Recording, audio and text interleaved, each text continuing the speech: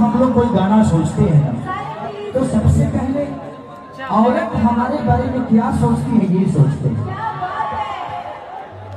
औरत क्या क्या एक मर्द के बारे में सोच सकती है वो सोचती है। जब कोई लेडी सॉन्ग आते हैं, हम जैसे बता रही होने के बाद सही अरब में लेना, सऊदी में भोजी, तो एक औरत क्या सोचती है अपने पति के लिए वो सोचते हैं। और हम जब किसी लड़की की छेड़खानी वाले के गाना गाते हैं तो मर्दे क्या सोचते हैं लड़कियों के बारे में वो सोचते हैं।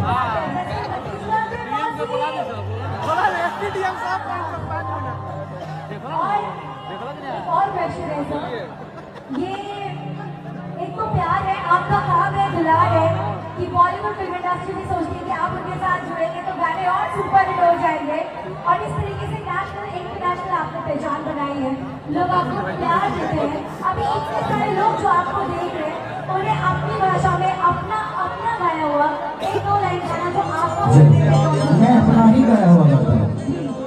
सात हजार गाना हम बोले तो करना तैयार है, लेकिन प्रयास ना कि जो अंतर लेके दिल के करीब हो करेगी।